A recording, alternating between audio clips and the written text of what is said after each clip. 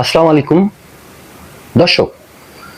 বাংলাদেশের প্রতিবেশী রাষ্ট্র মিয়ানমার বর্তমানে রাশিয়ার সক্রিয় সহযোগিতায় পারমাণবিক সক্ষমতা অর্জনের পথে দ্রুত এগিয়ে যাচ্ছে। এটি নিঃসন্দেহে প্রতিবেশী হিসাবে আমাদের জন্য খুবই উদ্বেগের এবং দুশ্চিন্তার।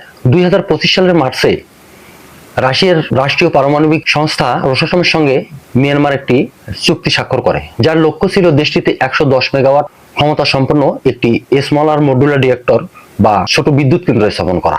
বর্তমান মিয়ানমারের জান্তা সরকারের দাবি, এই প্রকল্পটি কেবল দেশের ক্রমবর্ধমান বিদ্যুৎ চাহিদা মেটানো এবং কৃষি এবং চিকিৎসার মতো গুরুত্বপূর্ণ সেক্টরে শান্তিপূর্ণ ব্যবহারের জন্যই নির্মাণ করা হয়েছে। কিন্তু আন্তর্জাতিক ক্ষেত্রে এই প্রকল্পটিকে ঘিরে নানা রকম সন্দেহ এবং উদ্বেগের সৃষ্টি হয়েছে। সামরিক বিশ্লেষকদের মতে বিপুল পরিমাণ প্রাকৃতিক গ্যাস এবং জলবিদ্যুৎ উৎপাদনের সম্ভাবনা থাকা সত্ত্বেও বিলিয়ন ডলার ব্যয়ে এই পারমাণবিক চুল্লি স্থাপন মূলত পারমাণবিক বোমা তৈরির একটি রোডম্যাপ।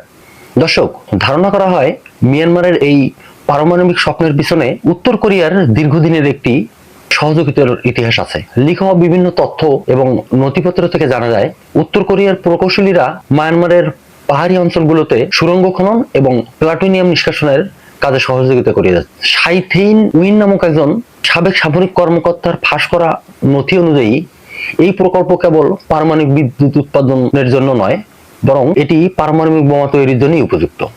দর্শক, মিয়ানমারের এই পারমাণবিক সক্ষমতা অর্জনের যে তৎপরতা, এটি আসলে দক্ষিণ এশিয়ার জন্য, বিশেষ করে বাংলাদেশের জন্য কতখানি নিরাপত্তা ঝুঁকি তৈরি করে সেটি একটি প্রশ্ন। আসিয়ান এবং এর প্রতিবেশী দেশগুলো, বিশেষ করে মালয়েশিয়া, লাওস, কম্বোডিয়া, থাইল্যান্ড, চীন, ভারত এবং বাংলাদেশের জন্য এটি সরাসরি হুমকি হিসাবে দেখা যাচ্ছে। এটি আসিয়ান অঞ্চলের পারমাণবিক অস্ত্রমুক্ত অঞ্চল চুক্তির পরিপন্থী একটি উদ্যোগ। এছাড়াও মিয়ানমারের এই পদক্ষেপ এই অঞ্চলে একটি নতুন করে অস্ত্র প্রতিযোগিতা তৈরি করতে পারে এবং দীর্ঘমেয়াদে এই অঞ্চলে একটি অস্থিতিশীলতা সৃষ্টি করতে পারে। দর্শক, আমরা জানি মিয়ানমার একটি অগণতান্ত্রিক এবং সামরিক শাসিত একটি দেশ।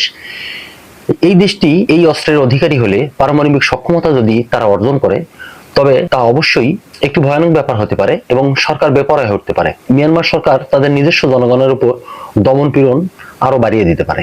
দর্শক, বাংলাদেশের জন্য মিয়ানমারের এই পারমাণবিক আকাঙ্ক্ষা একটি অস্তিত্ব রক্ষার প্রশ্ন হয়ে দাঁড়িয়েছে। বাংলাদেশ এমনিতেই পারমাণবিক শক্তিধর দেশ ভারতের সীমান্তে অবস্থিত এবং উত্তরে রয়েছে চীনের মতো পারমাণবিক শক্তিধর দেশ। এছাড়া পাকিস্তানও পারমাণবিক শক্তিধর একটি দেশ। এখন নতুন করে যদি মিয়ানমারের হাতে এই পারমাণবিক সক্ষমতা তৈরি হয়, তবে আমরা তিন দিক থেকেই পারমাণবিক শক্তিধর রাষ্ট্রগুলোর বেষ্টনীর মধ্যে পড়ে যাব। রাখাইনে চলমান গৃহযুদ্ধ, আরাকান আর্মির উত্থান, রোহিঙ্গা সংকট ইতোমধ্যেই বাংলাদেশের জন্য এক চরম নিরাপত্তা ঝুঁকির সৃষ্টি করেছে। মিয়ানমারের পারমাণবিক সক্ষমতা এই সংকটগুলোকে আরো তীব্রতর করে তুলতে পারে এবং বাংলাদেশের প্রতিরক্ষা নীতিতে আমূল পরিবর্তনের প্রয়োজনীয়তা সৃষ্টি করতে পারে। বাংলাদেশ ঐতিহাসিকভাবেই পারমাণবিক নিরস্ত্রীকরণের পক্ষে এবং অসম্প্রসারণ চুক্তিতে স্বাক্ষরকারী একটি দেশ। বাংলাদেশ ইতিমধ্যেই তার প্রতিবেশী দেশগুলোর ক্রমবর্ধমান সামরিক ব্যয় এবং পারমাণবিক সক্ষমতা অর্জনের যে পদক্ষেপ, সে ব্যাপারে উদ্বেগ প্রকাশ করেছে।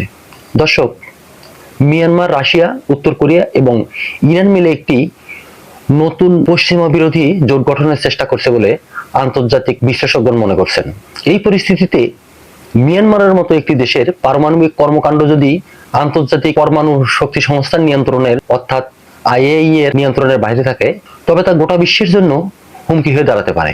তাই প্রতিবেশী দেশ হিসেবে বাংলাদেশের উচিত এই পদক্ষেপের ব্যাপারে আন্তর্জাতিক মহলে সরব হওয়া এবং জাতীয় নিরাপত্তা নিশ্চিতে কৌশলগত অবস্থান নির্ধারণ করা। দর্শক, শেষে আমি বলতে চাই যে মিয়ানমারের মতো একটি অগণতান্ত্রিক এবং সামরিক শাসিত সরকারের হাতে পারমাণবিক বোমা থাকা দক্ষিণ এশিয়া তথা বাংলাদেশের জন্য মোটেই নিরাপদ নয়।